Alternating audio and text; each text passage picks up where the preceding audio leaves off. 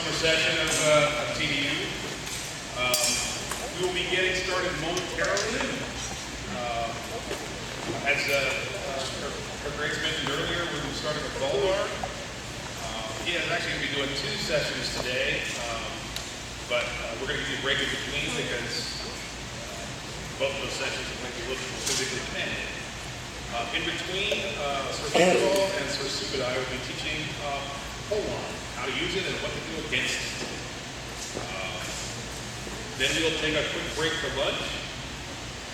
When we come back from lunch, we'll have a little bit of workshop time while people are still straggling in. So for the nights that are here, that'll give us an opportunity to work one-on-one with people as they come up and request it. For you who want to be knights, this is your opportunity to come see us. If you have a question, I'm working on this, or I'm having a problem with that, or hey, can you take a look at this? I don't think I'm doing it right, or can you show me that thing that you do? This is your opportunity to come up and ask any of us here, basically anything we know. We'll teach you whatever you want to know during that workshop time. From there, we'll move into the tournament, or the final event, as we like to call it. And then, I believe the support time after that, we'll call it a day. We've been known to give fraternity prizes. Today is no different. I don't, Cherish is not here. But flat tire. Last term of TDU, Cherish won, Cherish for Subadai, and they both won silk painted banners, and that will be the tourney prize today for the winner and for the top placing unbelt tournament. For the youth, we have a Bourget. Although it may not protect you from your parents trying to actually wring your necks. And accordingly. And then I will be speaking with Baldar because I think we have prizes for that too, but I haven't talked to him, so I'll get that. Any questions before we get moving? Great then. Baldar, do you need any equipment for your bike? Yeah, actually gloves, if you got them. Also, you'll need 1 and possibly 2 swords. So, okay, grab some gloves and 1 or possibly 2 swords. And spread out. For those who are interested in doing Real the swords fencing or classes hand there, swords? in that room right over there. Arm rotation. Loosen up those shoulders. Little circles, little bigger circles forward. Big circles, kind of stretch out those pecs, those lats, those little circles backwards. Circles back. If this hurts, you need to do more of it. Okay? Big circles. Yep. Let's get some synovial fluid in there. Get everything going. Okay. Give yourself a hug.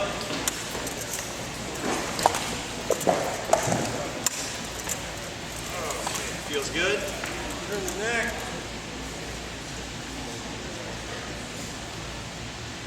A lot of your real popping. That's called age. Okay? Hand out. Stop sign. Pull the fingers back. Pull the fingers back. I want you to feel some tension on the bottom of your forearm. Do that. And rest it out. Back. Rest it out. Back. Rest it out. Switch hands. Get a good stretch in there.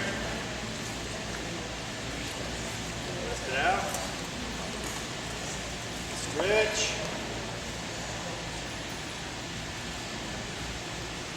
Rest it out. Good. One last time. And good. Hand on the hip. Reach over, grab your elbow if you can. You can't pull your hand forward on your hip. Forward, forward. Yep. Forward, yeah, there you go. Further forward here, but you can't reach it. Might be tough to do in armor. Pull it forward, you're going to feel some tension. You're doing it right on the back of your shoulder blade. Pull that forward a little bit. Relax. The shoulder again.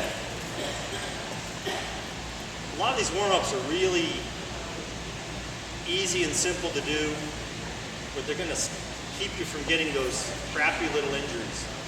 If you're a little higher, just pull your hand up. If you're a little more flexible, pull your hand up on your waist or farther back. See what you can do. You need to get this stretch to the point where you can be a little more flexible. Okay? Because flexibility has a lot to do with you being able to get that reach for the shot. Okay, switch hands. That flexibility is going to give you the strength and power. You want to be a perfect fighter is like a Gumby. Where should you be feeling that tension? What? Where should be feeling tension? Put it up in your. Should be feeling tension right between your shoulder blade and your spine. Okay. Okay. Yep. There it is. Switch it out a little bit. One more. Pull it forward with the opposite hand on the elbow. Should be pulling it forward. Okay. Very good. Okay. Stretch the back a little bit. Side.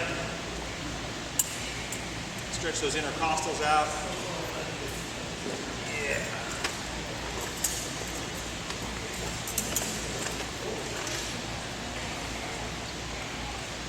Okay. Feet apart. I don't care if you turn your toes out or have them forward. It all depends on the way your pelvis is built. Squat. And up and up. When you come out of the squat, I want you to clench your ass cheeks together and give a little porno pump. Yeah? Okay? I'll edit that out. Squat. Porno. There you go. Squat.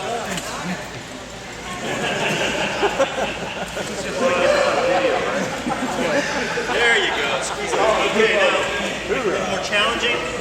Take your sword. We're going to do an overhead squat. Same thing. Down. Hold it. And up. Porno pump. There you go. Squat. Porno pump. Excellent. Squat. Good. And one more. Okay. These are pretty easy to remember, and it's going to keep you from getting injury before you start doing your regular workout drills. And you'll preclude yourself a lot of injuries. Pulled muscles, and believe it or not, you'll actually be less sore. Now I'm going to be using a steel sword today for your instruction. And the reason for that is we're going to be concentrating a lot on sword mechanics, flat and edge. And I'd be honest with you, it's terrible. Most of you are terrible when it comes to flat and edge. I was terrible on flat and edge until I got to see it high definition, slow motion video. And the fact is, we're fighting with round clubs. And because of the tools we are given, the tools we have, we only play lip service to it.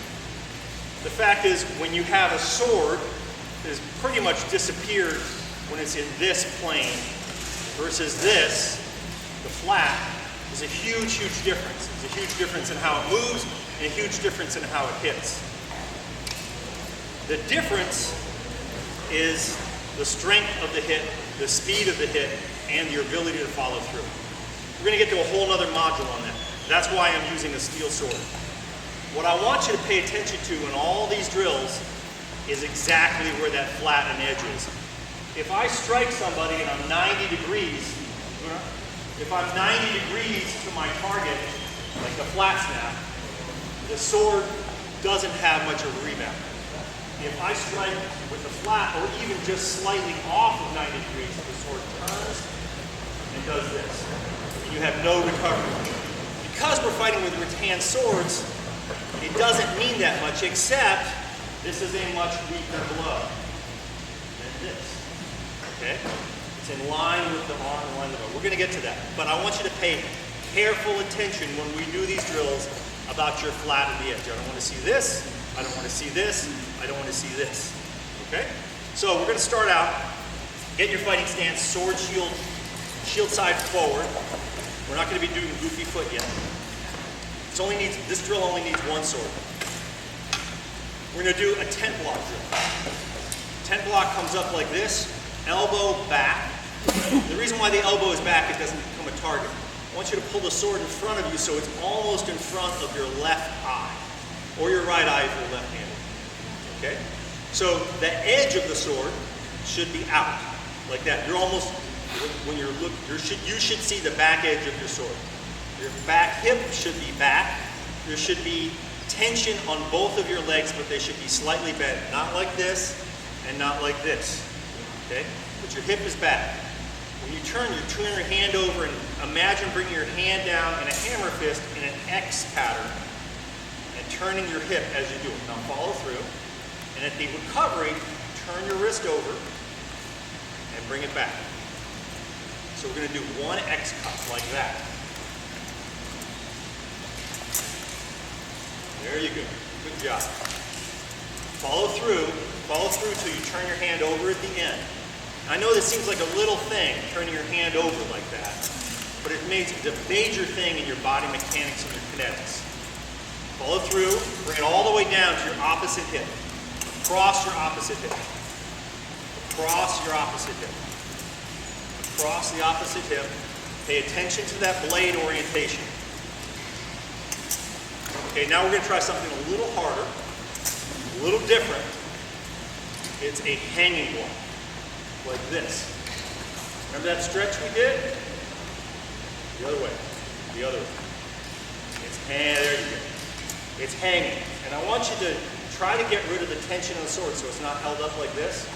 If you need to do that, bring your elbow in and you can let that hanging block. So this is great against two swords, against lefties. When you come in to close, block, strike. Okay? So we're going to do that hanging block. Hanging block, strike. And over here, you're going to turn your hand up and bring it back to the hanging block. Okay? Strike, up to the hanging block. Strike, up to the hanging block. Bring it up to the side of the head so you're protected all the way down here on your off side. Strike. Same X pattern. Strike. I know the kinetics on this are tough. Try not to lean when you do it. And use your hips. If you're not using your hips, you're wrong. Strike. Strike. Strike. Nice X pattern. Hanging block. Rotation by turning the hand. Okay, now we're going to put them together. Okay?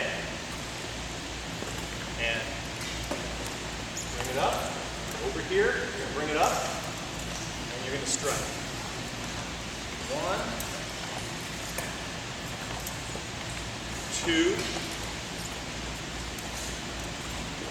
3. Okay, we're going to break it down again. Some of you, I see some bewildered looks out here. I know that looks easy. It's hard to get. You're not retarded. Okay, so we're going to do here, cut, turn the hips, turn the hand, bring it up. Keep the hips rotated. Strike. Back to beginning. Cut. Rotate. No, rotate the hand up while it's down here.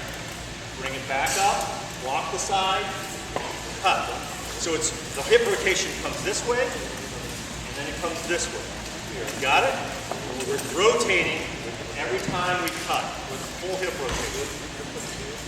Okay? So let's break it down one more time and then we'll do our fifth. So strike. And I want you to visualize when you do this, blocking a shot. Grace? You're coming at me, you're striking.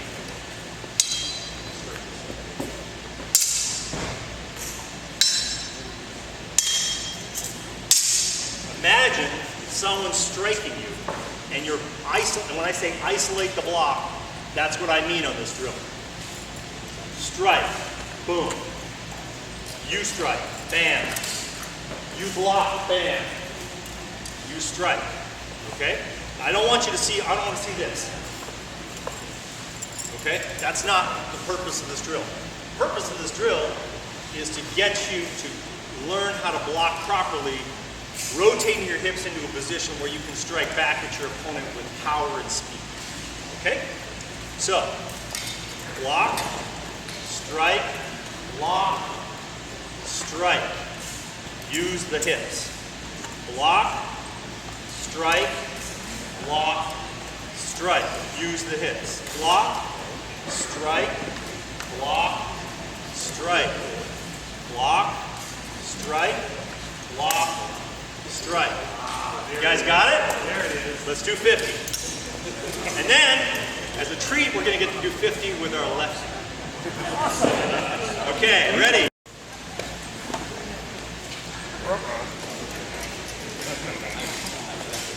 And if you guys think the steel sword's harder, I'll be easier, I'll be willing to trade. I was going to say. Anybody? Okay, tent block, cut, hanging block, cut, tent block, cut, hanging block, cut, and 1, 2, 3, 4, nice, 5, 6, 7, make them hard, 8, 9, 10, 11, isolate the block, 12, 13, all the way down, 14, below your waist, 15, 16, 17, turn your hand over, 18, turn your hand over, 19, 20, 21, 22, 23, 24, use the hip rotation, 25, 26, make sure your sword hand's back, 27, 28, 29, 30, all the way through, turn the hand over, 31, 32, 33, 34, 35, 36, 37, 38, 39, 40, and double time, 41, 42, 43, make them hard, 44, 45, 46, 47, 48, 49, and 50. All right. There are two major ways or types of block to do. It's called the two types of static block. There's active blocks, they're different. And that's going to be one we've already learned, which is a tent block and a hanging block. These are my favorites. If you see me fight, you'll see me fight like this. Okay? But there's another school, and it's totally valid, and you should know how to do both. And that's a cross block. And when that comes around, you put your thumb on your earlobe. Cross block. And it's the same thing. You're coiling up the spring. You're letting the spring go. Okay? Outside block. Outside block, elbow into the chest so it doesn't have far to go. Coiling up the spring, boom, and you're cutting. So, another drill we're going to do. Same thing. Sword foot back. And we're going to go block, cut across, strike. Block, a little easier. Cut across, strike. Block, strike, block, strike. Block, strike, block, strike. Now, the danger of this, it's very fast. It can be strong if you hit the forte of the sword, the strength of the sword. You Grace? You throw a blow at my temple. Here, it's good. Here, it's not so good. Okay? Unlike a tent block, which has a lot of margin, because it's raised, this block is required a lot more precision. It's a little faster, but it requires more precision.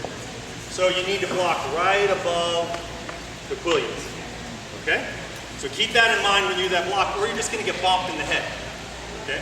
Bonked in the head by your own sword, or your opponent's going to blow through your sword and hit you. So, back to it. So it's block, strike, block, strike. Look how we're using the hips every time. And we're doing an X. Visualize me in front of you. You're looking at me, and I want you to cut me from shoulder to hip. There's lots of different flows, but that's how we're going to do this one right now. Okay, let's do 50 with this hand, and then we'll switch hands, and then I'll show you a partner. So, 1. Isolate the block. 2. Use the hips. 3. 4. Extend the hand. 5. Extend the arm. Bring it below your waist. 6. 7. 8. 9. Make them hard. 10. You don't need to pedal. 11. 12. Make them harder. 13. 14. This one you're not turning the hand over. 15. 16. 17. 18. Isolate the block and imagine you're blocking a weapon. 19. 20. 21. 22. 23. 24. 25. 26. 27. 28. 29. Get a snap at the end. 30. 31. Isolate. 32. 33. 34. 35. 36. Use the hips. 37. 38. 39. And double time. 40. 41. 42. 43. 44. 45. Breathe. 46. 47. 48. 49. And 50. Switch. Doing the little things that count. The little things that make the difference between a good shot and a crappy shot. Okay, sword, foot, back. And 1, 2, use the hips. 3, 4, 5, all the way through. 6, 7, use the hips. 8, all the way down. 9, 10, 11, get a snap at the end. 12, 13, 14, 15, 16, 17, 18, make them hard. 19, 20, 21, 22, 23, 24, 25, 26, breathe, 27, 28, 29, 30, 31, all the way through, 32, 33, 34, 35, 36, 37, 38, 39, 40, 41, 42. Double time. 43. 44. 45. 46. 47. 48. 49. And 50. Okay. Get some blood in your arms.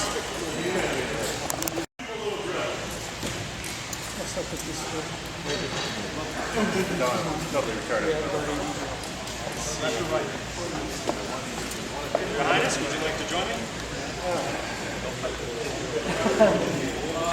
Okay. Our first block was the tent block and the hanging block. We're going to call that blocks A. Okay? The second block was our cross block and our outside block. We're going to call that block B, or part B. One of you is going to start as part A, and one of you is going to start as part B. Okay, I would suggest part B for you. It'll be a little easier. What we're going to do is this marries up into a beautiful little partner drill. Okay, he's going to block like this, and he's going to strike. He's going to block like this, and he's going to strike. I'm going to block like this, and I'm going to strike. And I'm going to block like this, and I'm going to strike. And it meshes together like fingers of two hands to make a beautiful drill where you can assess your hip rotation, your blocks, and your blows. We're going to do it slow here. Start with me. You get that? All right. So you're going to block over here. I'm going to put it there. You're going to fire out of that. Fire out of this. There. Slowly.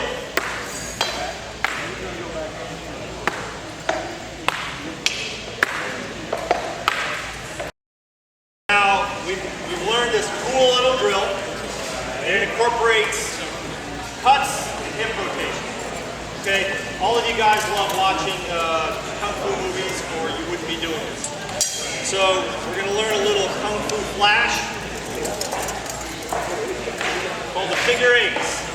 Then we're going to learn a nice variation on the figure eights because it teaches us hip rotation, sword orientation. It looks cool as shit, and we're using both hands independently. Okay? So let's break this down. We're going to break it down, and then we're going to put it together. Okay, so you're standing in front. You're in the woods, taking a dump. You don't want to get in on your heels. So equal weight on both feet, little distance apart. And our swords are going to be out like this, the standard Musashi sword stance. We're going to come up and we're going to cut an X across and turn your hand over into the chambered position. It's called the chambered position. We're going to cut across and turn our hand over into the other chambered position. And then the underhand, the hand that's underneath, is going to come up across your body and cut an X and rotate the hips. That's the hard one. It's hard to get that one not flat. See? You know, turn that blade so it's cutting like that and back. So we're going to number these 1, 2, 3, and 4. We're going to do it really slowly.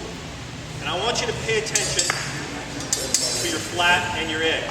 If you're doing this, you're wrong. If you're doing this, you're wrong. Pay attention to it. If you want to come up and use the steel swords to make sure you're doing it right, that's fine. Okay? But do it slow and learn how to do it right. This will pay off. I guarantee you. So 1, chamber, 2, chamber, across the arms, blade up, cut, cut. Back to position 1. 1, 2, 3, 4. Don't lean forward. Like stances, almost sit like sitting down. So 1, 2, 3, 4. There's variations on this, but we're going to keep it simple. 1, 2, 3, 4. Use the hips and rotate every single cut. 1, 2, 3, 4. The only one that's tough is the double hip rotation over here. 1, 2, 3, 4. Okay? So let's break that down. We'll drop it down slow. We're going to do a little more slow work on it. And then we're going to get it till it's nice and smooth, and then we're going to throw you a curveball. Okay? So 1, 2, 3, 4. 1, 2, 3, 4. Remember to rotate the hand. Pay attention to that blade. 3, 4. 1, 2, 3, 4. I want you to put a little snap at the end. A little snap at the end. 1, 2, 3, 4. 1, 2, 3, 4. 1, 2, 3, 4. 1, 2, 3, 4. 1, 2, 3, 4. Okay, a little variation here. We're going to do full arms. 1, 2, 3, 4. Full arms. 1, 2, 3, 4. This is great for intimidating that guy for that first fight in quarantine. Okay? You'll look wonderful. So 1, 2, 3, 4. Full arms. 1, 2, 3, 4. Full arms, full hips. 1, 2, 3, 4. Full arms, full hips. 1, 2, 3, 4. Okay. Now, regular arms. Regular arms. Elbows in. Elbows touching the side. Just the wrists. Just the wrists. All these exercises. Handcuff your wrists together. All these exercises are going to build up that forearm. So back to regular. 1, 2, 3, 4. 1, 2, 3, 4. Blade orientation, people. 1, 2, 3, 4. 1, 2, 3, 4. 1, 2, 3, 4. 1, 2, 3, 4. 1, 2, 3, 4. Okay. You guys ready for the curveball? I didn't say stop. You ready for the curveball? Step. 1, 2, 3, 4. 1, 2, 3, 4. 1, 2, 3, 4. 1, 2, 3, 4. 1, 2, 45. 45 step. Both hands, both feet.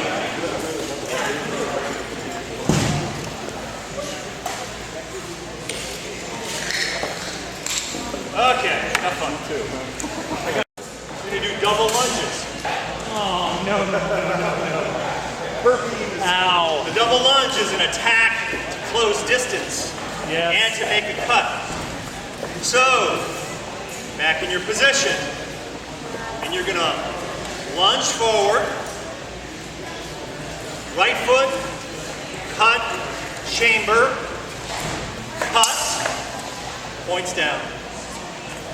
It's more dangerous that way. And left foot, cut, cut. Okay. 25. 1, 2. Make them low. 3. Cut both directions. 4. 5. 6. Cut both ways. Come on. 7. 8. Back straight. 9. 10. 11. 12. 13. 14. 15. 16. 17. 18. 19. 20. Double time. 21. 22.